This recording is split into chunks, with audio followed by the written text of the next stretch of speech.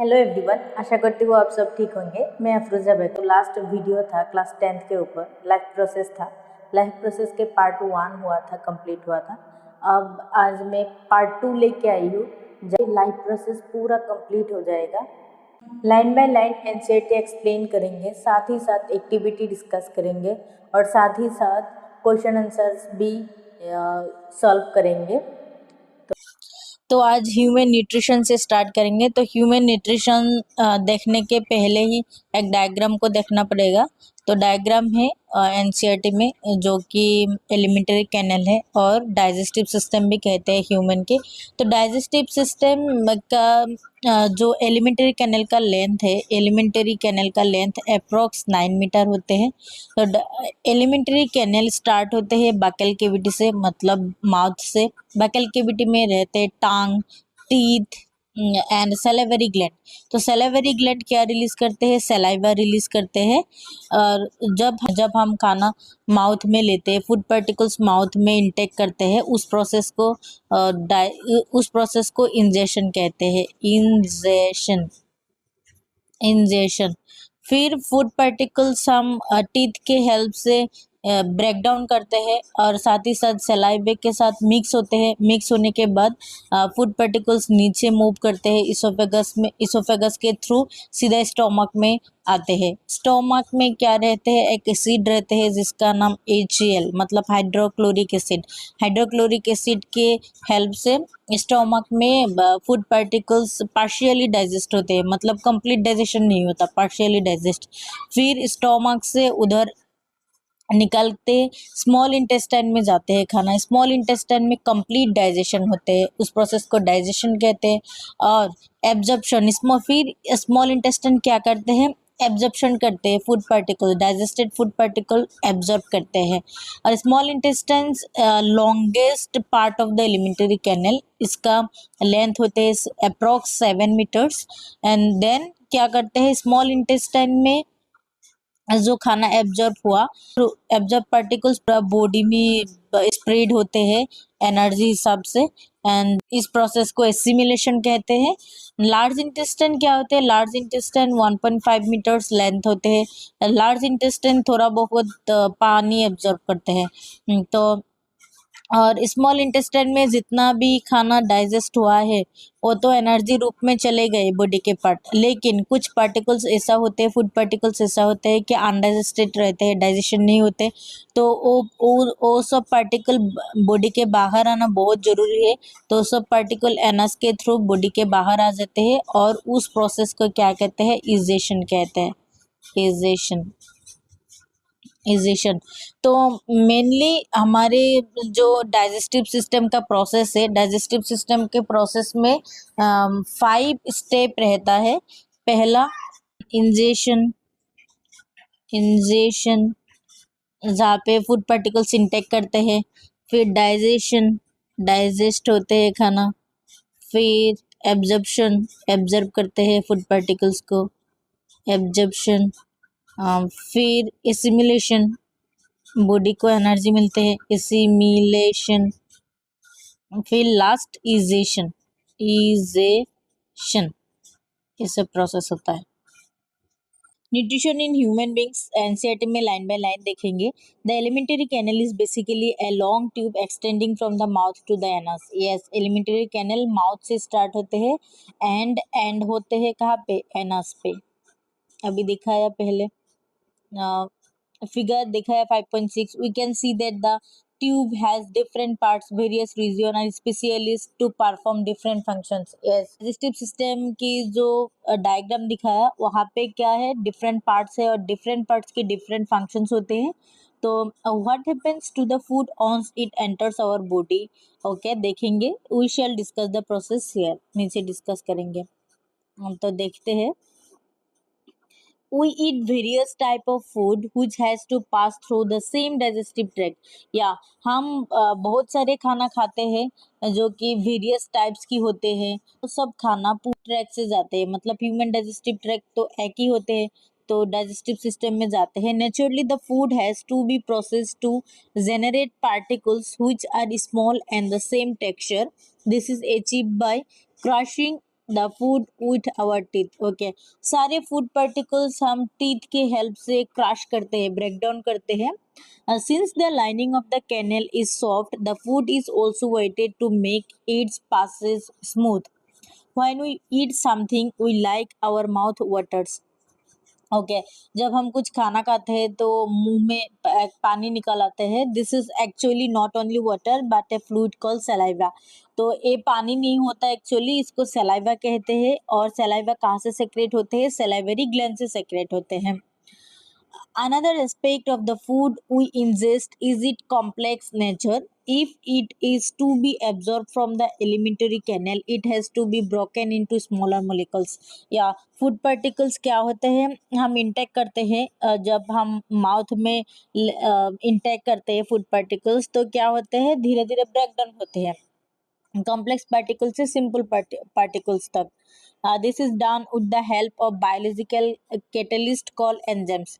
Okay, जो complex food particles होते हैं वो सिंपल पार्टिकल्स में कैसे कन्वर्ट होते हैं? बायो कैटलिस्ट से। बायो कैटलिस्ट मतलब एंजाइम, इसको क्या कहते हैं? एंजाइम। एंजाइम के through the saliva contains an enzyme. Saliva में एक एंजाइम रहते हैं, उस एंजाइम का नाम है salivary amylase that breaks down starch which is a complex molecule to give simple sugar। Saliva की काम क्या है? स्टार्च ब्रेक डाउन करना, मतलब complex molecule, complex food particles को सिंपल फूड पार्टिकल्स में कन्वर्ट करना होता है। The food is mix thoroughly with saliva. Food क्या होते हैं? सलाइवा के साथ मिक्स होते हैं and move around the mouth while chewing by the muscular टंग। टंग से हम क्या करते हैं? च्यूइंग करते हैं। फिर क्या होते? स्मूथली खाना पास हो जाते हैं इसोफेगस के थ्रू। It is necessary to move the food in a regulated manner along the digestive tube so that it can be processed properly in each part। The lining of canal has muscles that contract rhythmically in order to push the food forward। Food particles same track से move करते हैं digestive track में, and peristaltic movement कहते हैं इसको। Peristaltic movement के हिसाब से ही मूव करते हैं food. From the mouth the food is taken to the stomach through the food pipe और इसोफेगस। या माउथ से स्टोमक में कैसे खाना आते हैं? फूड पार्टिकल्स आते हैं इसोफेगस के थ्रू। इसोफेगस और फूड पाइप कहते हैं। The stomach is a large organ which expands when food enters it। Okay, stomach एक large organ होते हैं, जब food enters करते हैं तब वो expand हो जाते हैं, expand हो जाते हैं। The muscular walls of the stomach help in mixing the food thoroughly with more digestive juice।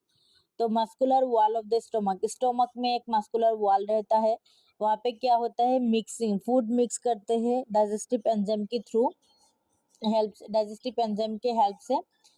The digestion in stomach is taken care of by the gastric glands present in the wall of the stomach। stomach में क्या present रहता है? gastric glands। this release hydrochloric acid। तो gastric gland release करते हैं hydrochloric acid HCl। A protein digesting enzyme called pepsin। Protein digesting enzyme, protein digest करते हैं stomach में, और प्रोटीन डाइजेशन करने के लिए एक एंजाइम होते हैं, इसको क्या कहते हैं? पेप्सिन कहते हैं। And mucus, the hydrochloric acid creates an acidic medium which facilitate the action of the enzyme pepsin. Okay, hydrochloric acid का काम क्या है? एसिडिक मीडियम करना, एसिडिक मीडियम रखना फूड पार्टिकल्स को। एंड किसके ऊपर काम करते हैं? एंजाइम पेप्सिन के ऊपर काम करते हैं। What other function do you think is served by the acid? The mucus protects the inner lining of the stomach from the action of the acid under normal conditions। Okay, mucus का काम क्या होते हैं? Mucus का काम होते हैं protect करना, स्टोमक को प्रोटेक्ट करना, स्टोमक को प्रोटेक्ट करना, ताकि स्टोमक के वॉल HCl से डिस्ट्रॉय ना हो। HCl से मतलब हाइड्रोक्लोरिक एसिड से डिस्ट्रॉय ना हो। The exit of food from the stomach is regulated by sphincter muscles which release it in small amounts into the small intestine। Okay, जब खाना स्टोमक में रहता है, स्टोमक से फिर पार्शियली डाइजेशन होने के बाद स्फिंक्टर मसल से कहाँ पे फूड पार्टिकल्स मूव करते हैं? स्मॉल इंटेस्टाइन तक। स्मॉल इंटेस्टाइन में जाते हैं। जो स्टोमक एंड स्मॉल इंटेस्टाइन के बीच में जो कनेक्शन है वो उस कनेक्शन क्या है, स्फिंक्टर मसल से है। From the stomach, the food now enters the small intestine. This is the longest part of the alimentary canal. Okay, small intestine longest part of the alimentary canal होते हैं, highest largest part of the alimentary canal, which is fitted into a compact space because of extensive coiling. Because of feet होते हैं, होते हैं because coiling होते हैं, ऐसे से रहते हैं। The length of the small intestine differs in various animals depending on the food they eat. सारे एनिमल्स के डिफरेंट ऑर्गेनिजम्स के डिफरेंट लेंथ होते हैं स्मॉल इंटेस्टाइन की, डिपेंड करते हैं क्या खाते हैं। Herbivores eating grass need a longer small intestine to allow the cellulose to be digested. Okay, herbivores जैसे कि काउ, हर्बीवोरस जो ऑर्गेनिजम्स ग्रास कहते हैं, ग्रास खाते हैं, उस ऑर्गेनिजम्स को हर्बीवोरस कहते हैं। और हर्बीवोरस ऑर्गेनिजम्स की लॉन्गेस्ट स्मॉल इंटेस्टाइन रहते हैं क्योंकि ग्रास में सेलुलोज रहते हैं, सेलुलोज डाइजेस्ट करने में बहुत टाइम बहुत टाइम लगते हैं। Meat is easier to digest, hence carnivores, carnivores मतलब जो ऑर्गेनिजम्स मीट खाते हैं, like tigers have a shorter small intestine, क्योंकि ग्रास के कंपैरिजन से मीट डाइजेस्ट होने का ज़्यादा टाइम नहीं लगते, ग्रास ज़्यादा टाइम लगते हैं। तो जो ऑर्गेनिजम्स मीट खाते हैं मतलब कार्निवरस ऑर्गेनिजम्स की स्मॉल इंटेस्टाइन शॉर्ट होते हैं, याद रखना। The small intestine is the site of the complete digestion of carbohydrates, protein and fats. Okay, small intestine में क्या होता है, complete digestion होते हैं, और क्या क्या होते हैं, carbohydrates digestion होते हैं, protein and fats digestion completely हो जाते हैं। It receives the secretion of the liver and pancreas for this purpose. Liver and pancreas कुछ सेक्रेट करते हैं जो कि स्मॉल इंटेस्टाइन में निकलते हैं। The food coming from the stomach is acidic, food coming from the stomach, stomach से food particles आते हैं एसिडिक मीडियम में, has to be made alkaline for the pancreatic enzyme to act. फिर alkaline हो जाते हैं, पेनक्रियास से pancreatic enzyme निकलते हैं, फिर फूड पार्टिकल्स के एसिडिक मीडियम से क्या हो जाते हैं, एल्कालिन हो जाते हैं। Bile juice from the liver, bile juice कहाँ से सेक्रेट होते हैं, लीवर से सेक्रेट होते हैं। Accomplishes this in addition to acting on fats, bile juice fats के ऊपर काम करते हैं। Fats are present in the intestine in the form of large globules which makes it difficult for enzyme to act on them. Bile salts break them down into small globules, increasing the efficiency of enzyme action. This is similar to the emulsifying action of soaps on dirt that we have learned about chapter 4. Okay, the pancreas secrete pancreatic juice which contain enzyme like trypsin. Pancreas क्या secret करते हैं, pancreatic juice, and क्या contain करते हैं, contain enzymes contain करते हैं जिस enzyme का नाम है ट्रिप्सिन। ट्रिप्सिन क्या करते हैं, for digesting proteins, trypsin protein digest करते हैं, ट्रिप्सिन प्रोटीन डाइजेस्ट करते हैं। फिर क्या करते हैं, lipase for breaking down emulsified fats. Okay, lipase का काम क्या है, लाइपेज का काम फैट्स ब्रेक डाउन करना। ओके, पेनक्रियास से पेनक्रियाटिक जूस निकलता है, पेनक्रियाटिक जूस सेक्रेट करते हैं क्या, दो enzyme trypsin and lipase. Trypsin protein digestion करते हैं एंड लाइपेज फैट्स डाइजेस्ट करते हैं। Okay, the walls of the small intestine contain glands which secrete intestinal juice. Okay, small intestine contain करते हैं gland, small intestinal juice secrete करते हैं। The enzymes present in it finally convert the proteins to amino acid. Okay, small intestine में जो secret करते हैं intestinal juice convert करते हैं प्रोटीन को एमाइनो एसिड में, एंड कार्बोहाइड्रेट्स को ग्लूकोज में, and fats into fatty acids and glycerol, fats को फैटी एसिड्स एंड ग्लिसरॉल में कन्वर्ट करते हैं। मोस्ट इम्पॉर्टेंट कि डाइजेशन की प्रोसेस में प्रोटीन क्या बनते हैं, कार्बोहाइड्रेट क्या बनते हैं एंड फैट्स क्या बनते हैं। प्रोटीन क्या बनते हैं, अमाइनो एसिड, कार्बोहाइड्रेट्स, ग्लूकोज बनते हैं एंड फैट्स क्या बनते हैं, fatty acids and glycerol. Digested food is taken up by the walls of the intestine. जो डाइजेस्टेड फूड होते हैं वो इंटेस्टाइन, स्मॉल इंटेस्टाइन क्या करते हैं, एब्जॉर्ब करते हैं। The inner lining of the small intestine has numerous finger like projections called villi.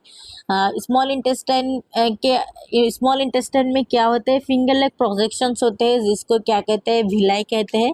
Which increase the surface area for absorption. Villi का काम क्या है, सरफेस एरिया इंक्रीज करते हैं एब्जॉर्प्शन के लिए। The villi are richly supplied with blood vessels which take the absorbed food to each and every cell of the body। Villi blood vessel supply करते हैं जो एब्जॉर्ब करते हैं digested food and every cell में convert करते हैं। where it is utilized for obtaining energy, building up new tissues and the repair of old tissues। तो हाँ, एब्जॉर्ब होने के बाद, विलाई एब्जॉर्ब करने के बाद पूरा शरीर में जितना पार्ट्स होते हैं एनर्जी मिल जाते हैं और एनर्जी मिलते ही न्यू टिश्यू बिल्ड करते हैं और पुराने टिश्यू रिपेयर करते हैं। तो हमें ना और पूरा जो एब्जॉर्ब होते हैं एनर्जी, जो एब्जॉर्प्शन होते हैं पूरा एनर्जी साथ ही साथ यूज नहीं होते, तो इसलिए स्टोर होता है, ग्लाइकोजन इस सब से स्टोर होते हैं। यहाँ तक था कि फूड कैसे हम खाते हैं और कैसे इसको डाइजेस्ट करते हैं और एनर्जी मिलते हैं हमारे बॉडी में। और कुछ पार्टिकल्स ऐसे होते हैं फूड पार्टिकल्स में जो अनडाइजेस्टेड होते हैं। अनडाइजेस्टेड मतलब डाइजेशन नहीं होता, तो वो अनडाइजेस्टेड फूड क्या करना पड़ता है, निकालना पड़ता है शरीर से। कैसे निकलते हैं, the unabsorbed food is sent into the large intestine. Unabsorbed food large intestine में ट्रांसफर होते हैं where its wall absorb more water from the material. जो अनएब्जॉर्ब फूड होते हैं वहां से क्या एब्जॉर्ब करते हैं large intestine, water, some water. The rest of the material removed, जो बाकी जो मटेरियल है रिमूव्ड होते हैं from the body via the anus. Anus के थ्रू क्या होते हैं, बॉडी से रिमूव हो जाते हैं। The exit of this waste material is regulated by the anal sphincter. तो एग्जिट होते हैं एनस के थ्रू, एनस में क्या रहते हैं, एनल स्फिंक्टर, तो यहाँ से बाहर निकल जाते हैं। तो यही था ह्यूमन डाइजेस्टिव सिस्टम और बहुत ही इम्पोर्टेंट है। एक्टिविटी 5.3 देखते हैं, इसकी फर्स्ट पार्ट है। वहाँ पे बोला था कि स्टर्स प्लस आयोडीन मिलके क्या होते हैं, ब्लू ब्लैक कलर होते हैं और ब्लूइश कलर। तो एक्टिविटी में क्या दिया, take 1 ml starch solutions in 2 test tube. Okay, suppose a test tube A and test tube B, 2 test tube है, दोनों पे स्टर्स लेने के लिए बोला। Add 1 ml saliva to test tube A. यहाँ पे 1 ml सलाइवा ऐड किया और यहाँ पे नहीं किया। Both leave both test tube undisturbed for 20 to 30 minutes, 20 to 30 minutes रखने को दिया। Now add a few drops of dilute iodine solution to the test tube. अब क्या करने के लिए बोला, आयोडीन सोल्यूशन ऐड करने के लिए बोला दोनों टेस्ट ट्यूब में। तो क्या होता है, एक पे सलाइवा है दूसरे पे सलाइवा नहीं है, तो सलाइवा प्रेजेंस मतलब saliva presence of salivary amylase. Salivary amylase क्या करते हैं, सलाइवरी अमाइलेस ब्रेक डाउन करते हैं स्टार्च को शुगर में। तो जब सलाइवा है इधर, तो सलाइवा कन्वर्ट ब्रेक डाउन करेगा स्टार्च को शुगर में, तो क्या होगा, स्टार्च रिमूव हो जाएगा। ए जो टेस्ट ट्यूब है वहां से स्टार्च रिमूव हो जाएगा, स्टार्च के बदले में आएगा शुगर।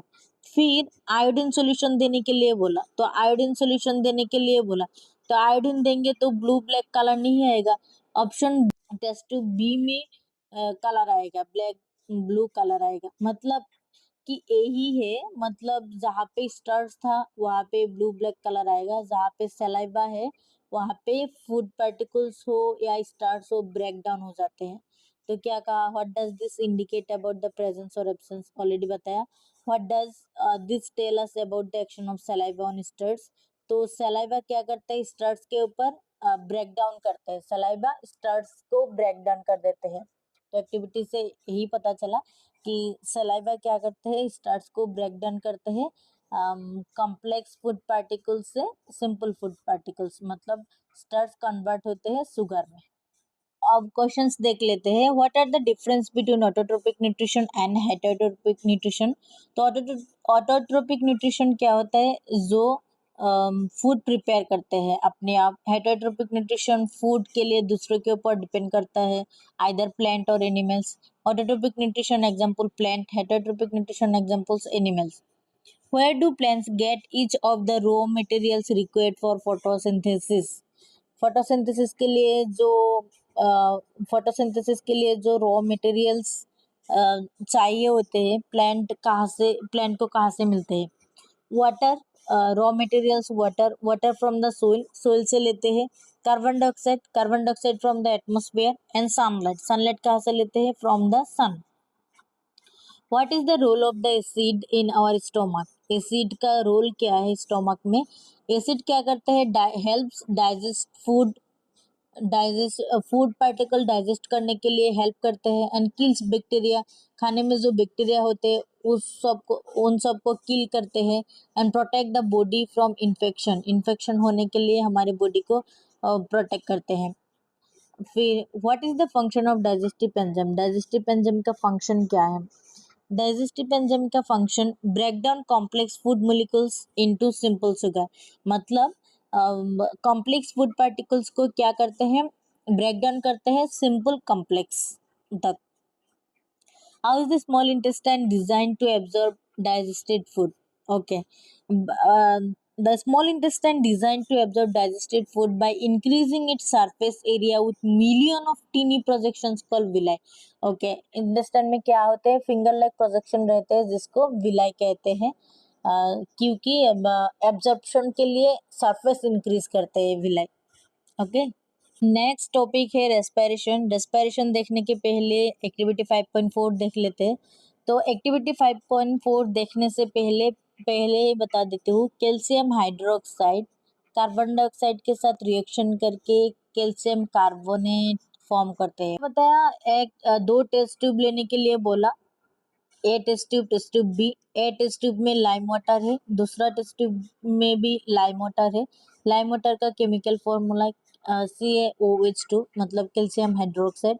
तो ए टेस्ट ट्यूब में एक पिचकारी लगा दिया और दूसरे में मुंह एक्सेल करने के लिए बोला, मुंह से।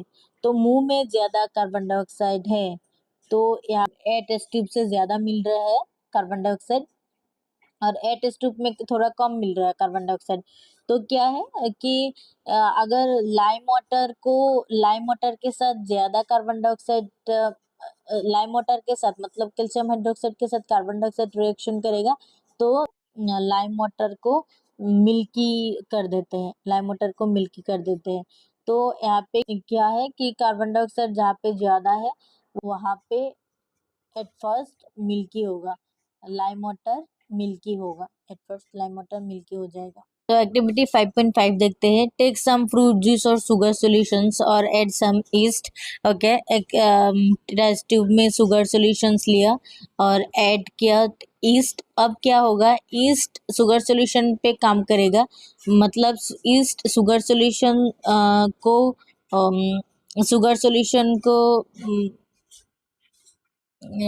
शुगर सॉल्यूशन को ब्रेक डाउन कर देगा और ब्रेक डाउन के प्रोसेस को क्या कहते हैं? फर्मेंटेशन कहते हैं। और क्या रिलीज करेगा? Energy and carbon dioxide.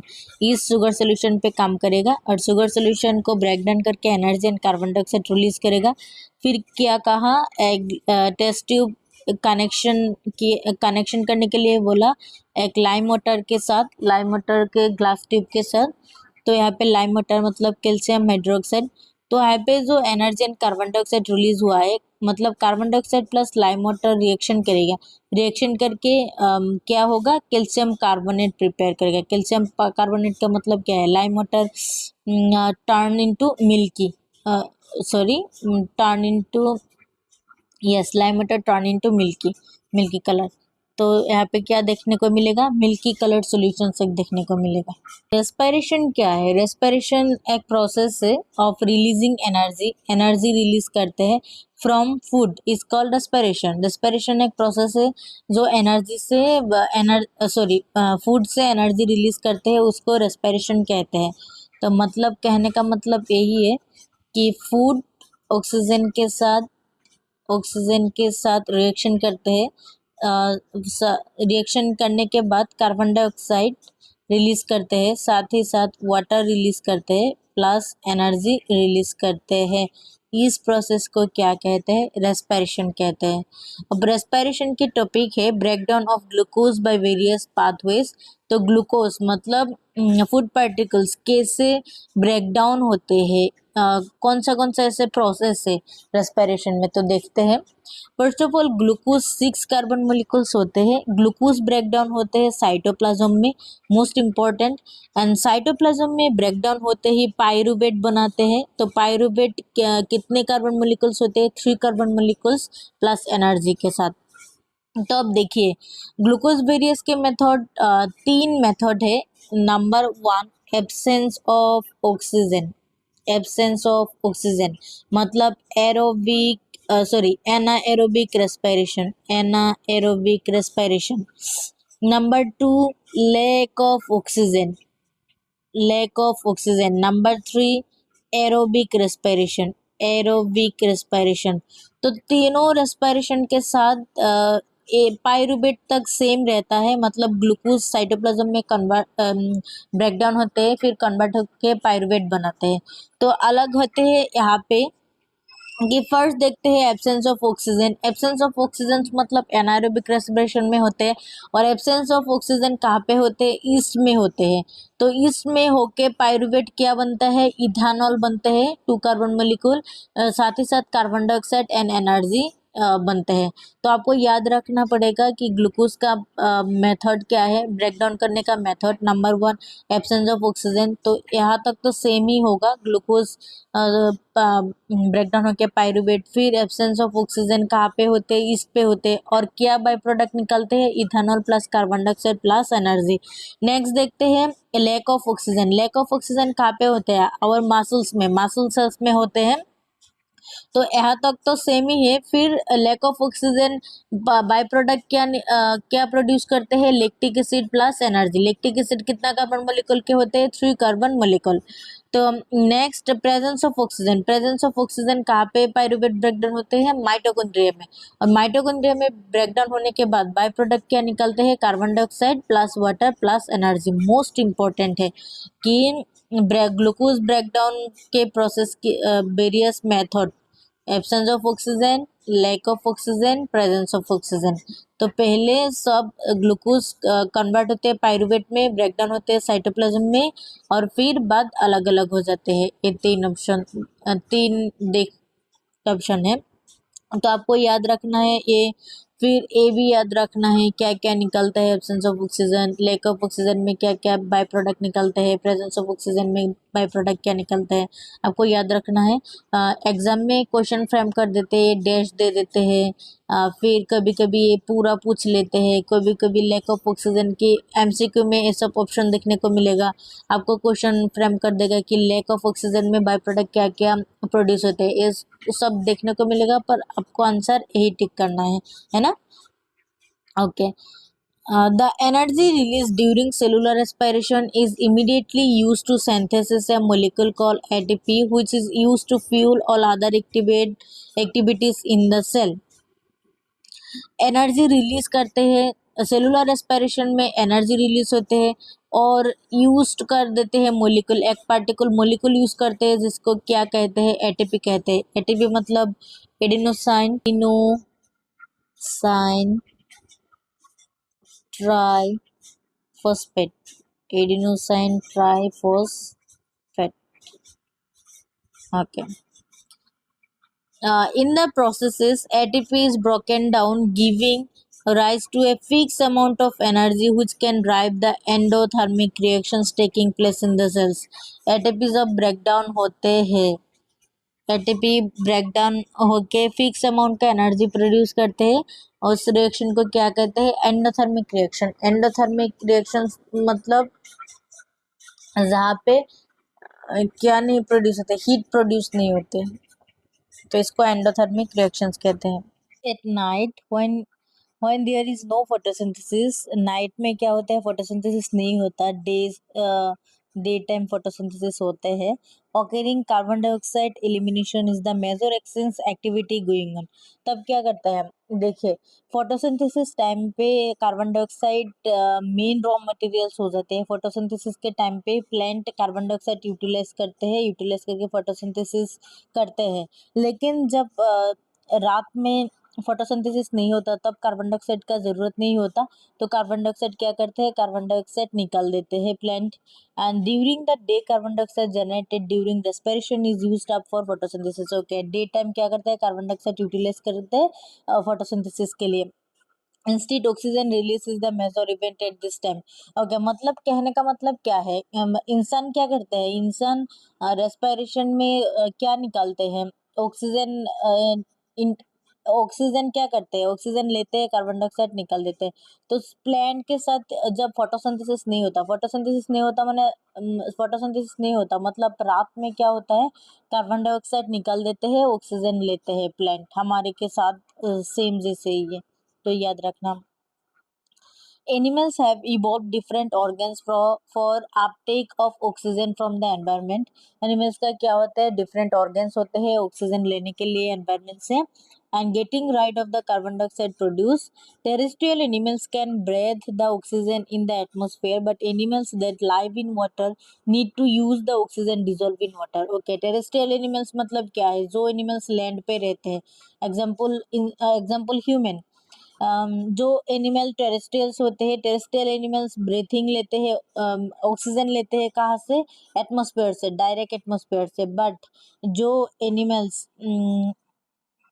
Water में रहते हैं, but animals that live in water, जो वाटर में रहते हैं उसको ऑक्सीजन, वो ऑक्सीजन कहाँ पे लेते हैं, जो पानी के अंदर डिजल्व हो, पानी के अंदर जो डिजल्व है, डिजल्व पानी के साथ जो डिजल्व हो रहे हैं ऑक्सीजन, वहां से लेते हैं।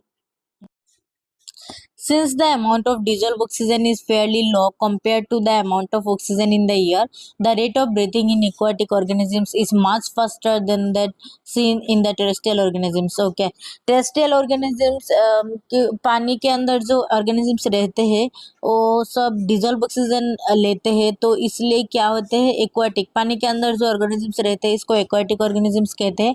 और aquatic organisms का जो रेस्पिरेशन है वो फास्टर है टेरेस्ट्रियल ऑर्गेनिज्म से। Fishes take in water through their mouth, fish पानी माउथ से लेते हैं and force it past the gills, and gills में छोड़ देते हैं, where the dissolve oxygen is taken up by the blood. फिर ब्लड वेसल्स क्या करते हैं, डिजॉल्व ऑक्सीजन ले लेते हैं। Terrestrial organisms use the oxygen in the atmosphere for respiration. Terrestrial organisms क्या करते हैं, ऑक्सीजन यूज करते हैं एटमॉस्फेयर ऑक्सीजन रेस्पिरेशन के लिए। This oxygen is absorb by different organs in different animals. तो ऑक्सीजन टेरेस्ट्रियल ऑर्गेनिजम्स क्या करते हैं, डिफरेंट ऑर्गन से डिफरेंट ऑर्गन से ऑक्सीजन ले लेते हैं। All this organs have a structure that increase the surface area which is in contact with the oxygen rich atmosphere. Since the exchange of oxygen and carbon dioxide has to take place across this surface is very fine and delicate.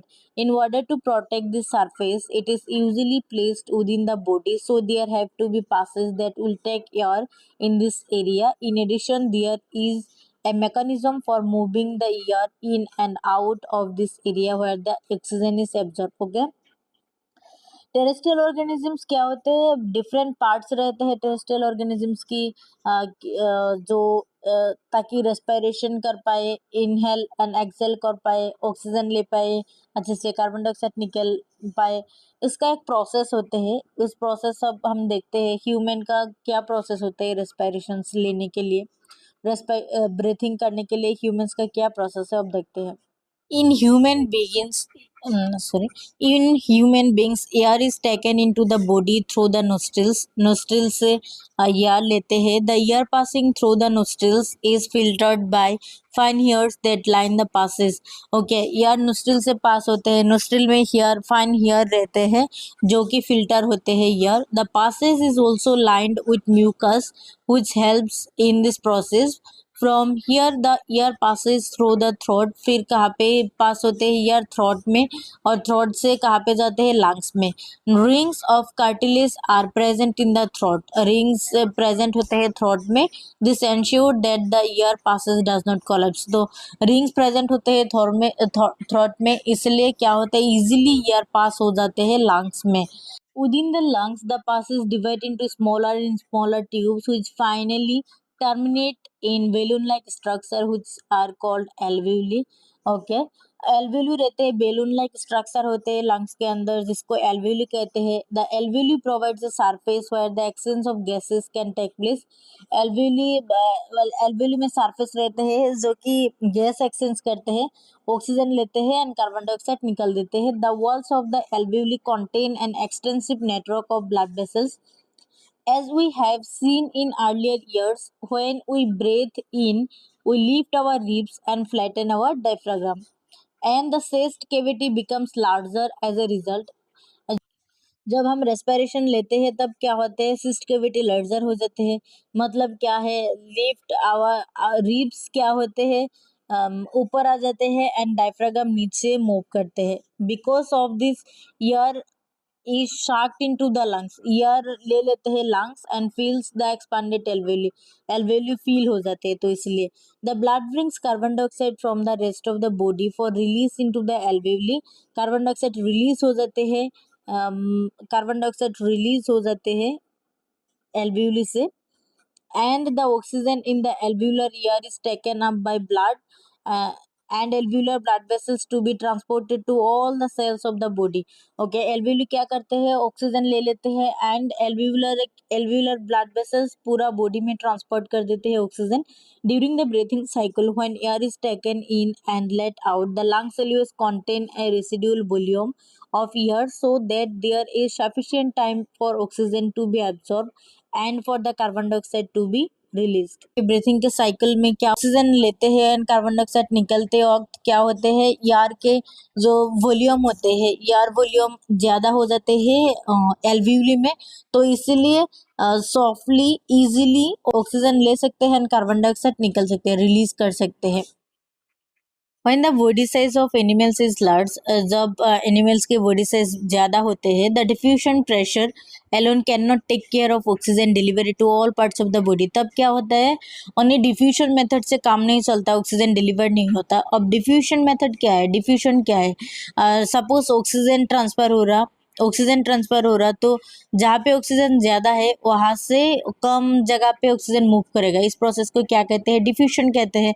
तो large animal के साथ diffusion के method के through oxygen transfer नहीं हो पाएगा, क्योंकि large animal में बहुत ज़्यादा पार्ट रहते हैं. तो instead respiratory pigment take up oxygen from the air in the lungs. तो रेस्पिरेटरी पिगमेंट होते हैं लार्ज एनिमल के अंदर. Respiratory pigment take up oxygen from the air in the lungs and carry it to tissue which are deficient in oxygen before releasing it. Okay, respiratory pigment क्या करते हैं, diffusion के बदले respiratory pigment रहते हैं. respiratory pigment जहाँ पे oxygen के अमाउंट कम रहते हैं वहाँ पे ऑक्सीजन छोड़ देते हैं. कहाँ से कैरी करते हैं, लंग्स से कैरी करते हैं.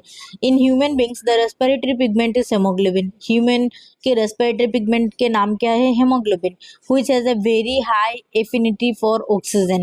ऑक्सीजन के लिए हीमोग्लोबिन की एफिनिटी हाई है. This pigment is present in the red blood corpuscle. Haemoglobin कहाँ से प्रेजेंट होते हैं, रेड ब्लड कर्पस्कुल में प्रेजेंट होते हैं. Carbon dioxide is more soluble in water than oxygen. Carbon dioxide soluble होते हैं वाटर में ऑक्सीजन से ज़्यादा. Hence is mostly transported in the dissolve from in our blood. Carbon dioxide easily transfer होते हैं हमारे ब्लड में डिजोल्व कंडीशन में. देखेंगे ट्रांसपोर्टेशन, इसके लिए ट्रांसपोर्टेशन इन ह्यूमन बींग्स, इसके लिए एक एक्टिविटी दिया है. एक्टिविटी में कुछ नहीं कहा, हेमोग्लोबिन लेवल चेक करने के लिए बोला एक लोकल एरिया में जाके. तो मैं इंफॉर्मेशन के लिए बता देती हूँ, ये एग्जाम में नहीं आता है फिर भी मैं इंफॉर्मेशन के लिए बता देती हूँ. मेन का जो हीमोग्लोबिन रहना चाहिए 14 to 18 ग्राम पर डेसीलीटर. वुमेन की 12 to 16 ग्राम पर डेसीलीटर. एंड चिल्ड्रन की हाई रहते हैं, सबसे ज़्यादा रहते हैं हीमोग्लोबिन, अप टू 22 ग्राम पर डेसीलीटर. ह्यूमन की मेन ट्रांसपोर्टेशन सिस्टम है हार्ट. तो हार्ट के बारे में डिस्कस करेंगे। तो हार्ट की 4 चैम्बर रहते हैं। ह्यूमन हार्ट की ह्यूमन हार्ट की 4 चैम्बर रहते हैं। 1 2 3 4 चैम्बर। तो number 1 chamber right atrium, left atrium, right ventricle and left ventricle, 4 chamber रहते हैं। तो क्या होते हैं, वेना कैवा से लोअर बॉडी पार्ट से एंड अपर बॉडी पार्ट से, वेना कैवा के through lower body part and upper body part के डीऑक्सीजनेटेड ब्लड मतलब कार्बन डाइऑक्साइड ब्लड, मतलब डीऑक्सीजनेटेड ब्लड मतलब ब्लड में कार्बन डाइऑक्साइड है। तो डीऑक्सीजनेटेड ब्लड वेना कैवा के थ्रू बॉडी के लोअर पार्ट एंड बॉडी के अपर पार्ट से डीऑक्सीजनेटेड ब्लड एंट्री करते हैं राइट एट्रियम में, और राइट एट्रियम से जाते हैं राइट वेंट्रिकल से राइट पाल्मोनरी आर्टरीज से होके पाल्मोनरी आर्टरीज के हेल्प से लंग्स में जाते हैं, और लंग्स में प्यूरिफाई होते हैं डीऑक्सीजनेटेड ब्लड, फिर पाल्मोनरी वेन से लेफ्ट एट्रियम में आते हैं, और लेफ्ट एट्रियम से लेफ्ट वेंट्रिकल में जाते हैं oxygenated blood. And oxygenated blood क्या होता है, पाल्मोनरी ऑर्टा के थ्रू बॉडी पार्ट में मूव करते हैं। ऐसे ही हार्ट फिल्ट्रेशन करते हैं, पहले डीऑक्सीजनेटेड ब्लड को लेते हैं राइट साइड में, फिर लेफ्ट साइड लंग्स में जाते हैं, फिर लंग्स से आते हैं लेफ्ट साइड में ऑक्सीजनेटेड ब्लड, फिर लेफ्ट वेंट्रिकल में जाते हैं, फिर एओर्टा के थ्रू बॉडी पार्ट में जाते हैं ऑक्सीजनेटेड ब्लड। ओके, अब डिटेल में एक्सप्लेन देखेंगे। Our pump the heart is a muscular organ which is as big as our fist, हमारे हाथ के मुट्ठी जैसे बड़ा होते हैं heart, because both oxygen and carbon dioxide have to be transported by the blood. Okay, oxygenated blood and deoxygenated blood मतलब oxygen and carbon dioxide transport होते हैं ब्लड के through. The heart has different chambers to prevent the oxygen-rich blood from mixing with the blood containing carbon dioxide. Okay, heart के human heart के क्या होता है, different part होते हैं, डिफरेंट चैम्बर होते हैं, मैंने बताया 4 चैम्बर होते हैं, ताकि ऑक्सीजन रिच ब्लड मतलब oxygenated blood and deoxygenated blood मतलब कार्बन डाइऑक्साइड के साथ जो ब्लड होते हैं सेपरेट रहे। The carbon dioxide rich blood has to reach मतलब कार्बन डाइऑक्साइड रिच ब्लड मतलब deoxygenated blood to reach the lungs, कहाँ पे पहुंच जाते हैं, लंग्स में पहुंच जाते हैं, for the carbon dioxide to be remove, for क्यों लंग्स में पहुंच जाते हैं, ताकि कार्बन डाइऑक्साइड रिमूव हो ब्लड से, एंड क्या बन जाते हैं, the oxygenated blood from the lungs has to be brought back to the heart. Okay, फिर लंग्स से क्या होते हैं, ऑक्सीजनेटेड ब्लड बैक होके हार्ट में घुस आते हैं, हार्ट के लेफ्ट साइड में आते हैं। This oxygen rich blood is then pump to the rest of the body. Okay, फिर क्या होते हैं, फिर ऑक्सीजन ब्लड क्या होते हैं, पूरा बॉडी में जाते हैं और पूरा बॉडी काम करने लगते हैं। We can follow this process step by step. Oxygen rich blood from the lungs comes to thin walled upper chamber of the heart on the left atrium. Okay, oxygen blood deoxygenated blood क्या होते हैं, oxygenated blood left side में आते हैं heart में lungs से। The left atrium relaxes when it is collecting this blood. It then contracts while the next chamber of left ventricle, तो फिर क्या करते हैं, लेफ्ट एट्रियम में आते हैं ब्लड ऑक्सीजनेटेड ब्लड, और ऑक्सीजनेटेड ब्लड कहाँ पे जाने के लिए कंट्रैक्ट करते हैं, left ventricle, so that the blood is transported to it, तो ऐसे ही ब्लड ट्रांसपोर्ट होते रहते हैं। When the muscular left ventricular contract in its turn the blood is pumped out to the body. Okay, जब left ventricle contract करेगा तो क्या होगा, ब्लड ऑक्सीजनेटेड ब्लड पूरा बॉडी में जाएगा। Okay okay, deoxygenated blood comes from the body to the upper chamber on the right atrium as it relaxes, already बताया deoxygenated blood बहना के बाद through आते हैं, as the right atrium contracts the corresponding lower chamber, the right ventricle dilates, this transfer blood to the right ventricle which in turn pumps it to the lungs for oxygenation. oxygenation. Since ventricles have to pump blood into various organs, they have thicker muscular walls. The atria do. Valves ensures that blood does not flow backward when the atria or ventricular contract. Okay, जब एट्रिकुलर and ventricular contraction होते हैं, मतलब एट्रिकल से, एट्रिकल मतलब right, एट्रिकल मतलब atrium, जब right atrium से right ventricle में ब्लड जाते हैं तो इधर भाल्व रहते हैं। भाल्व का काम क्या होता है? पुश करना, नीचे पुश करना। भाल्व इसलिए रहते हैं ताकि ऊपर ब्लड ना जाए, नीचे आए, एक एक डायरेक्शन में ही जाए तो ब्लड। अब ऑक्सीजन कैसे एंटर करते हैं लंग्स में, बताया मैंने हार्ट के डायग्राम। ऑफ इस डायग्राम को देख के पूरा डिटेल में बताऊंगी, फिर से बताती हूँ। देखिए ये हार्ट है, फोर्थ चैम्बर के हार्ट है, जो कि पहले हार्ट डीऑक्सीनेटेड ब्लड कैरी करते हैं। ये सब देखिए, डीऑक्सीनेटेड ब्लड, बॉडी पार्ट में डीऑक्सीनेटेड ब्लड, ये बॉडी ऑर्गन्स है, बॉडी ऑर्गन से डीऑक्सीनेटेड ब्लड कैरी करते हैं। डीऑक्सीनेटेड ब्लड कौन कैरी करेगा? वेन। कहाँ से करेगा? From the body, from the body vena cava की थ्रू राइट एट्रियम और ओरिकल में डीऑक्सीनेटेड ब्लड एंटर करेगा। फिर एंटर करने के बाद राइट वेंट्रिकल में जाएगा डीऑक्सीनेटेड ब्लड। फिर डीऑक्सीनेटेड ब्लड पल्मोनरी आर्टरी के थ्रू, पल्मोनरी आर्टरी के थ्रू लंग्स में जाएगा, और लंग्स में जाते ही ब्लड ऑक्सीजनेटेड हो जाएगा। फिर ऑक्सीजनेटेड ब्लड पल्मोनरी वेन से इधर आएगा, लेफ्ट ऑरिकल में आएगा, और लेफ्ट ऑरिकल में से लेफ्ट वेंट्रिकल में जाएगा।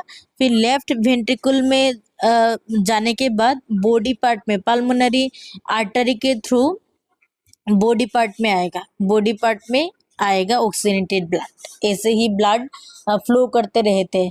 तो oxygenated blood and deoxygenated blood separate रहते हैं। सेपरेट रहने के लिए फोर्थ चैम्बर है, तो डबल सर्कुलेशन डबल हो रहा है, एक हो रहा है डीऑक्सीजनेटेड ब्लड, एक हो रहा है ऑक्सीजनेटेड ब्लड। तो सर्कुलेशन कैसा हो रहा है? 2 बार हो रहा है, डबल सर्कुलेशन हो रहा है। तो इसलिए ह्यूमन हार्ट सर्कुलेशन को क्या कहते हैं? डबल सर्कुलेशन कहते हैं। क्या कहते हैं? Double circulation. अब देखते हैं पूरा डिटेल्स में। The separation of the right side and the left side of the heart is useful to keep oxygenated and deoxygenated blood from mixing. Okay, the heart के जो चैम्बर होते हैं right side and left side, वो दोनों होते हैं सिर्फ oxygenated and deoxygenated blood separate रहने के लिए। Such separation allows a highly efficient supply of oxygen to the body. तो इस सेपरेशन के लिए हमारे बॉडी को ज़्यादा ऑक्सीजन सप्लाई कर सकते हैं ऑक्सीजनेटेड ब्लड के through. This is useful in animals that have high energy needs such as birds and mammals. तो ऐसे ऐसे में क्या होता है? एनिमल को बहुत यूज़ आते हैं, एनिमल को बहुत यूज़ आते हैं ताकि एनर्जी, जो एनर्जी नीड एनिमल्स है तो अच्छे से एनर्जी यूज़ कर पाए। जैसे कि बर्ड्स एंड मैमल्स, ये सब warm blooded animals. Warm blooded animals को क्या होता है? वार्म ब्लडेड एनिमल्स को ज़्यादा एनर्जी की ज़रूरत होते हैं, इसलिए ऑक्सीजन अमाउंट की ज़्यादा चाहिए होते हैं। Which constantly use energy to maintain their body temperatures. तो वार्म ब्लडेड एनिमल्स ऐसे टेम्परेचर मेंटेन कर सकते हैं और करते रहते हैं। In animals that do not use energy for this purpose the body temperature depends on the temperature in the environment. Body temperature depend करते हैं एनवायरमेंट के ऊपर। सच एनिमल्स लाइक एम्फीबियंस और many reptiles have 3 chamber heart. Okay, amphibians मतलब example frog 3 chamber heart होते हैं क्योंकि temperature के ऊपर, एनवायरनमेंट के ऊपर डिपेंड करता है temperature. And some reptiles crocodiles 4 chamber होते हैं। क्रोकोडाइल्स रेप्टाइल्स में आते हैं, बट क्रोकोडाइल्स 4 चैम्बर, एक्सेप्शन यही है। बाकी जितना रेप्टाइल्स है वो सब क्या है? 3 chamber heart. Only crocodiles 4 chamber heart होते हैं क्रोकोडाइल्स रेप्टाइल्स में। Okay okay, and tolerate some mixing of the oxygenated and deoxygenated blood stream. तो 3 चैम्बर्ड हार्ट होते हैं तो oxygenated blood and deoxygenated blood क्या होते हैं, मिक्स हो जाते हैं। Fishes on the other hand have only 2 chambered. तो फिश के ओनली 2 चैम्बर्ड हार्ट होते हैं to their hearts and the blood is pump to the gills and oxygenated there the pass directly to the rest of the body. तो blood gills में क्या करेगा, pump करेगा, फिर ऑक्सीजनेटेड ब्लड डायरेक्टली बॉडी में पहुंच जाते हैं। दस ब्लड गोस ओनली वंस। तो ये ब्लड क्या होते हैं, सिंगल सर्कुलेशन हो रहे हैं, मतलब सिंगल सर्कुलेशन हो रहे हैं। हार्ट चैम्बर 2 हार्ट चैम्बर है तो मतलब सिंगल सर्कुलेशन हो रहा है, तो इसलिए सर्कुलेशन वंस टाइम हो रहा है, सिंगल हो रहा है। तो thus blood goes only once through the heart in the fish during one cycle passes through the body. On the other hand, it goes through the heart twice during its cycle in other vertebrates. This is known as divol circulation. जैसे कि humans के 2 बार हो रहे हैं, 4 chamber है तो circulation 2 बार हो रहे हैं, एक बार ऑक्सीजनेटेड ब्लड और दूसरे बार डीऑक्सीजनेटेड ब्लड। तो सर्कुलेशन कितनी बार हो रहा है, 2 बार हो रहा है। तो इसलिए ह्यूमन हार्ट सर्कुलेशन को क्या कहते हैं, डबल सर्कुलेशन कहते हैं। और फिश का कितना सर्कुलेशन है, फिश का सिंगल सर्कुलेशन होते हैं, क्योंकि वन स्टेम सर्कुलेशन हो रहा है तो इसलिए सिंगल सर्कुलेशन कहते हैं। Arteries are the tubes blood vessels. Arteries are the vessels which carry blood away from the heart to various organs of the body. Okay, questions frame कर देते हैं एग्जामिनर। आर्टरीज का फंक्शंस क्या है? Arteries का functions, arteries blood carry करते हैं। कैसे ब्लड कैरी करते हैं? आर्टरीज ऑक्सीजनेटेड ब्लड कैरी करते हैं from the heart to the body part. Okay, arteries have thick elastic walls. Artery क्या होता है, थिक होते हैं एंड इलास्टिक वॉल भी रहते हैं। Veins collect the blood from different organs and bring it back to the heart. Okay, अब पूछेगा कि veins का functions क्या है? veins का functions, veins blood carry करते हैं। veins carry deoxygenated blood from the body part to the heart. Okay, they do not need thick walls of veins की thick walls की जरूरत नहीं है, thin होते हैं। Because the blood is no longer under pressure, instead they have valves. Okay, veins में क्या होते हैं, वाल्व प्रेजेंस होते हैं that ensures that the blood flows only one direction. तो वाल्व का क्या काम, वाल्व क्या काम करते हैं, blood flows only one direction में करते हैं, सिंगल डायरेक्शन में ब्लड को फ्लो कराते हैं। On reaching an organ or tissue, the artery divides into smaller and smaller vessels to bring the blood in contact with all the individual cells. The smallest vessels have walls. Vessels को क्या रहते हैं, walls रहते हैं, 1 cell thick, are called capillaries. इसको क्या कहते हैं, capillaries कहते हैं। तो exchange of material between blood and surrounding cells takes place across this thin wall. The capillaries then join together to form veins that convey the blood away from the organ or tissue. Capillaries join होके क्या बनाते हैं, veins बनाते हैं। और veins में छोटे छोटे small vessels रहते हैं जिसको कहते हैं capillaries। क्या मेंटेनेंस बाय प्लेटिलेट्स। प्लेटिलेट्स कहाँ पे रहते हैं, प्लेटिलेट्स ब्लड में देखने को मिलते हैं। ब्लड के टाइप्स क्या क्या होते हैं, RBC, red blood cell, WBC, white blood cell and platelets. अब प्लेटिलेट्स का काम क्या होता है, प्लेटिलेट्स का काम ब्लीडिंग को स्टॉप करना, ब्लीडिंग को स्टॉप करना।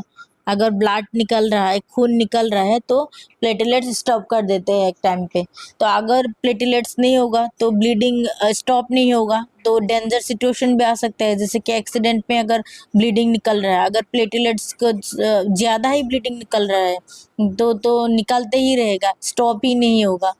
तो to avoid this, the blood has platelet cells which circulate around the body and plug these leaks by helping to clot. Clot मतलब stop करेगा the blood this points of injury, bleeding को stop करेगा platelets. Okay, तो blood pressure क्या है, the force that blood exert against the wall of the vessels is called blood pressure. तो blood vessels के against में जो फोर्स देता है उसको क्या कहते हैं, ब्लड प्रेशर कहते हैं। This pressure is much greater in arteries than in veins. Veins से आर्टरीज में ज़्यादा प्रेशर पड़ते हैं, वेन से ज़्यादा आर्टरीज में प्रेशर पड़ते हैं। और the pressure of blood inside the artery during ventricular systole. तो प्रेशर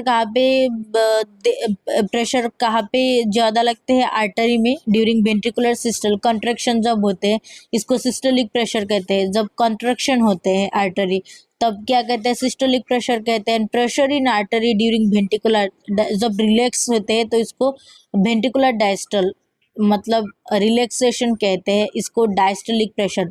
तो pressure blood pressure two types की होगी। Number 1 systolic pressure, diastolic pressure. Systolic pressure मतलब आर्टरी जब कंट्रैक्शन करेगा ऊपर का जो प्रेशर है और नीचे का जो है जब रिलैक्सेशन होगा इसका डायस्टोलिक प्रेशर कहते हैं। तो नॉर्मल सिस्टोलिक प्रेशर कितना होते हैं? About 120 mm of Ag and diastolic pressure 80 mm Ag। मतलब एक इंसान की नॉर्मल प्रेशर कितना है? 120/80 mm Ag। ओके। तो ब्लड प्रेशर कैसे मेजर करते हैं? स्फाइगोमेनोमीटर से। एंड हाई ब्लड प्रेशर को ऑल्सो क्या कहते हैं? हाइपरटेंशन कहते हैं, because is cause by the constriction of arterioles which results in increase resistance to blood flow. Lymph क्या है? There is another type of fluid, एक फ्लूइड है इन्वॉल्व इन ट्रांसपोर्टेशन। तो ट्रांसपोर्टेशन में लिम्फ का भी काम है। दिस इज कॉल्ड लिम्फ और tissue fluid. Through the pores present in the walls of the capillaries some amount of plasma proteins and blood cells escape into intercellular space in the tissues to form the tissue fluid or lymph।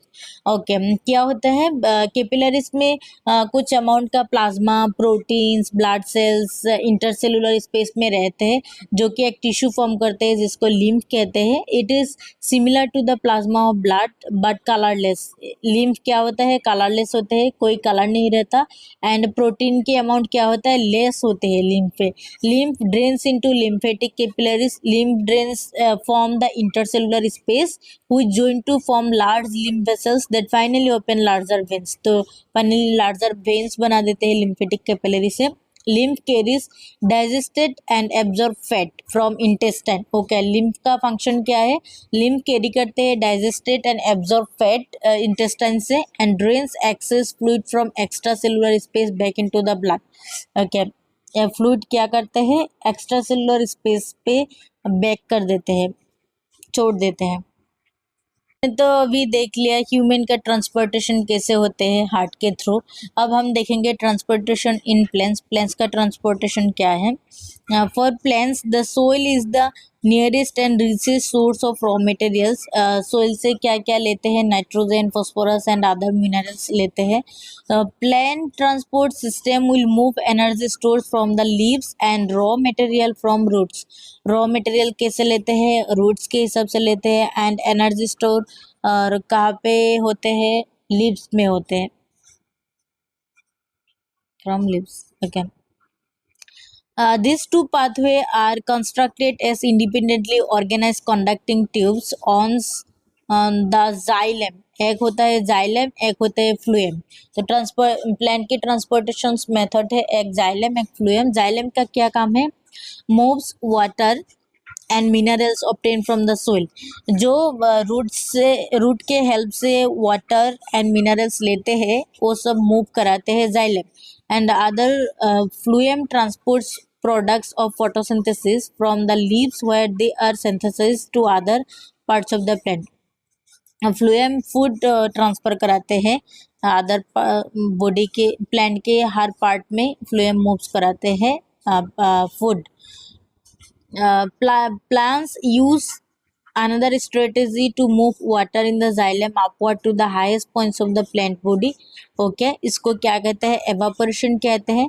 Plant क्या करते हैं? Evaporate करते हैं water को, water particle छोड़ देते हैं यार में, तो इसको एवापोरेशन कहते हैं। Evaporation of water molecules from the cells of a leaf creates a suction which pulls water from the xylem cells of roots। The loss of water in the form of vapor from the aerial part of the plant is known as transpiration। Okay evaporation के process से जो water निकालते हैं leaf से, जो water निकालते हैं यार में, इसको क्या कहते हैं? ट्रांसपायरेशन कहते हैं। Transpiration helps in the absorption and upward movement of water and minerals dissolve in water from roots to the leaves. Okay transpiration क्या करते हैं, एब्जॉर्प्शन करते हैं एंड वाटर को अपवर्ड डायरेक्शन को मूवमेंट कराते हैं एंड मिनरल्स को डिजोल्व करते हैं रूट से, कहाँ से, रूट से कहाँ तक, लीव्स तक। Okay okay. It also help in temperature regulation. Transpiration क्या करते हैं, टेम्परेचर रेगुलेशन भी करते हैं।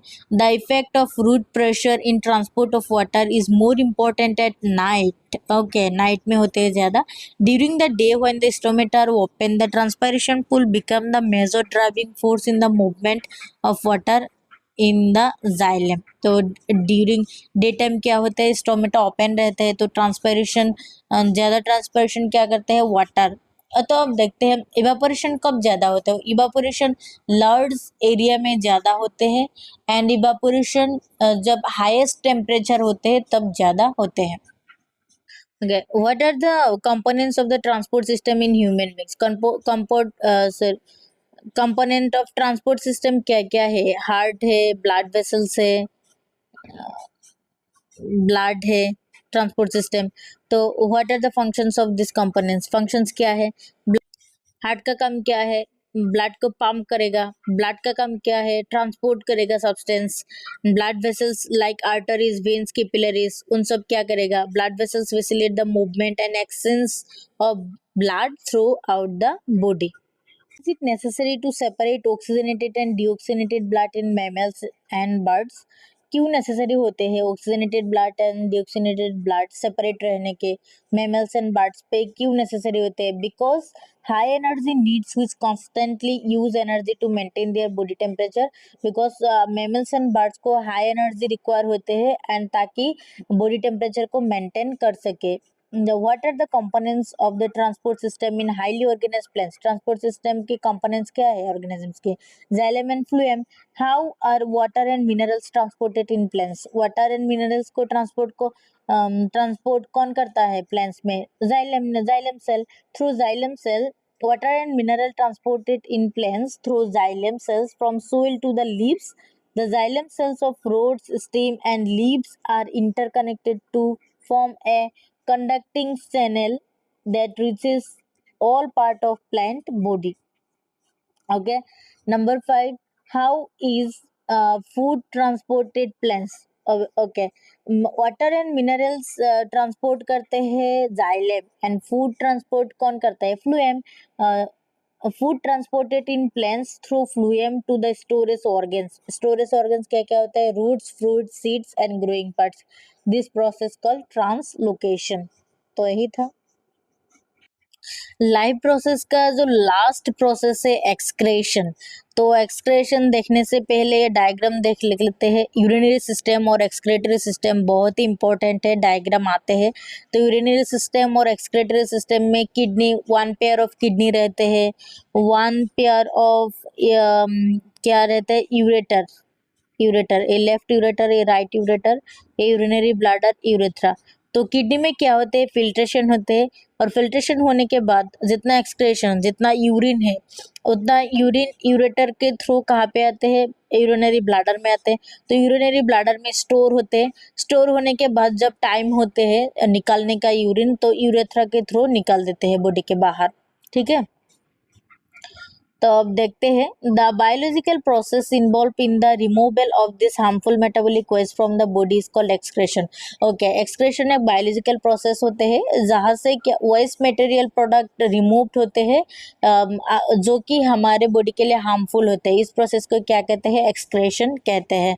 तो एक्सक्रेशन इन ह्यूमन बींग्स का एक्सक्रेशन क्या है? The excretory system of human beings includes pair of kidneys, 2 kidneys रहते हैं, या पेयर ऑफ यूरेटर्स, 2 यूरेटर्स रहते हैं, left ureter and right ureter, या यूरिनरी ब्लैडर, 1 यूरिनरी ब्लैडर रहते हैं एंड 1 यूरेथ्रा रहते हैं। Kidneys are located in the abdomen, 1 on either side of the backbone. Urine produce in the kidneys, urine कहाँ पे produce होते हैं, किडनी भी प्रोड्यूस होते हैं। पासेस थ्रू द यूरेटर्स, कहाँ से पास होते हैं, यूरेटर्स के थ्रू पास होते हैं। Into urinary bladder. कहाँ पे आते हैं? यूरिनरी ब्लैडर पे आते हैं। Where it is stored, stored करके रखते हैं यूरिनरी ब्लैडर। कब तक रखते हैं? Until it is release through the urethra. जब तक यूरेथ्रा निकल ना देते हैं तब तक यूरिनरी ब्लैडर स्टोर कर रखते हैं। How is urine produce? Urine कैसे प्रोड्यूस होते हैं? The purpose of making urine is to filter out waste products from the blood. Blood से क्या मिलते हैं? ब्लड से वेस्ट प्रोडक्ट मेकिंग होते हैं। Just as carbon dioxide remove from the blood in the lungs. Blood से carbon dioxide remove होते हैं लंग्स के through. Nitrogen waste such as urea, uric acid are remove from the blood. ये सब भी release होते हैं ब्लड से, यूरिया और यूरिक एसिड किडनी पे। It is then no surprise that the basic filtration unit in the kidneys. तो इसे यूरिन फॉर्मेशन होते हैं। तो ऐसे अगर यूरिन फॉर्मेशन हो तो किडनी में एक फिल्ट्रेशन रहना भी जरूरी है, फिल्टर रहना भी जरूरी है। तो किडनी में मिलियंस ऑफ नेफ्रॉन रहते हैं, मिलियंस ऑफ नेफ्रॉन रहते हैं ताकि क्या करे? यूरिन को फिल्ट्रेशन करे, मतलब ब्लड को अच्छे से फिल्टर कर पाए। Like in the lungs is a cluster of very thin wall blood capillaries. Its capillary cluster in the kidney associated with cup-shaped end of a cold called Bowman's capsule. A Bowman's capsule है that collects the filter. Each kidney has large number of this filtration called nephrons. Every kidney में, दो kidney में millions of nephrons रहते हैं। Nephron is a unit of, nephron क्या है? Nephron structure and functional unit of kidney, यही nephron है।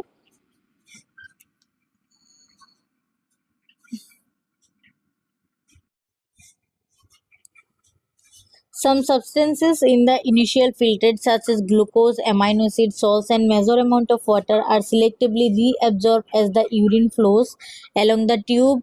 ये ट्यूब में एब्जॉर्ब होते रहते हैं एंड रीअब्जॉर्ब भी होते हैं। The amount of water reabsorb depends on how much excess water there is in the body.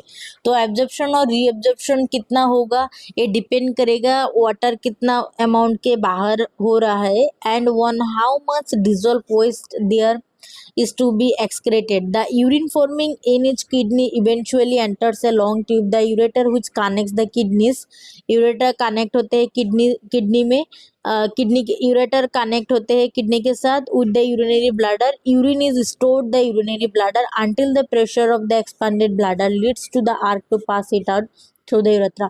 जब तक प्रेशर नहीं मिलेगा कि निकलना होगा यूरेथ्रा को अब यूरिन, तब तक यूरिनरी ब्लैडर क्या करते हैं? स्टोर करके रखते हैं urine. The bladder is muscular so it is under nervous control. यहाँ पे नर्वस कंट्रोल के से काम चलता है। As we have discussed elsewhere as results we can usually control the arc to urinate। तो हम कंट्रोल भी कर सकते हैं। तो ये स्ट्रक्चर है नेफ्रॉन की, जो कि जहाँ पे बोमन्स कैप्सूल रहते हैं, cup like shaped structure Bowman's capsule, capillaries भी रहते हैं, कलेक्टिंग डक्ट भी रहते हैं, ट्यूबुलर पार्ट। तो प्लांट्स भी लिविंग होते हैं। अगर लिविंग, एवरी लिविंग ऑर्गेनिजम्स को फूड की ज़रूरत होती है, एनर्जी की ज़रूरत होती है, साथ ही साथ एक्सक्रीशन भी ज़रूरत होते हैं। और प्लांट तो मूव नहीं कर सकते हैं इससे फिजिकली, तो प्लांट का भी एक्सक्रेशन होते हैं। कैसे एक्सक्रेशन होते हैं? They can get rid of excess water by transpiration. Transpiration से वाटर एक्सेस करते हैं। ट्रांसपायरेशन मतलब इवापोरेशन से। For otherwise plants use the fact that many of their tissue consist of dead cells and that they can even loss some parts such as leaves. Many plant waste produced are stored in the cellular vehicles. Okay, तो कुछ amount पानी निकाल देते हैं evaporation के through waste materials. कुछ क्या करते हैं? डेड सेल से, मतलब सेल डेड हो रहा है वहाँ छोड़ देते हैं। कुछ क्या करते हैं? प्लांट के लीव्स फॉल ऑफ हो रहे हैं तो वहाँ पे छोड़ देते हैं। और ऐसे ही प्लांट क्या करते हैं? एक्सक्रेशन करते हैं। एंड रेजिन एंड गम्स, कुछ प्लांट पे रेजिन्स एंड गम्स भी निकलते हैं, वहाँ पे भी वेस्ट प्रोडक्ट स्टोर करते हैं रेजिन एंड गम के हिसाब से। और रेजिन एंड गम के हिसाब से ही निकाल देते हैं waste product, specially old xylem. Plant also excrete some waste substances into the soil around them. Soil कुछ अमाउंट लैंड पे भी छोड़ देते हैं, सोइल पे भी छोड़ देते हैं। Describe the structure and function of nephrons. Okay, structure ऊपर में है एंड फंक्शन क्या है नेफ्रॉन का? फंक्शन है कि किडनी पे जो वेस्ट मटेरियल से वो सब फिल्ट्रेशन करना। What are methods use by a plant to get rid excretory products, अभी मैंने डिस्कस किया, ए आंसर है, 2 का ए ही आंसर है। How is the amount urine produce regulated? The urine produce regulated by a complex factors including water and salt balance, hormonal signals like antidiuretic hormone and the body's environment. ADH का full form ADH का full form anti diuretic hormone, ये एक hormone है balance करने के लिए। अब exercise का कुछ क्वेश्चंस देखते हैं। The kidney in human beings are the part of the system for, जो किडनी है ह्यूमन बींग्स का वो किसके पार्ट है, एक्सक्रेशन के पार्ट है। The xylem in plants are responsible for, xylem किसके लिए रेस्पॉन्सिबल है, transport of amino acid wrong, transport of oxygen wrong, transport of food wrong, transport of water. The autotrophic mode of nutrition require, तो autotrophic nutrition photosynthesis होते हैं autotrophic nutrition में, तो carbon dioxide जरूरी होता है, क्लोरोफिल भी जरूरी होता है, सनलाइट भी जरूरी होता है, तो option all of the above. The breakdown of pyruvate to give carbon dioxide water energy takes place, okay. Pyruvate breakdown करके carbon dioxide water energy by product का बाय प्रोडक्ट निकलते हैं, कहाँ से कहाँ पे होते हैं, माइटोकॉन्ड्रिया में। मतलब कौन सा रेस्पिरेशन है, एरोबिक रेस्पिरेशन, जो कि ऑक्सीजन के प्रेजेंस में होते हैं। तो आज के लिए इतना ही, तो मैं मिलती हूँ आपको अगले सेशन लेके, तब तक आप लोग अपना ख्याल रखना, तो टेक केयर, बाय बाय।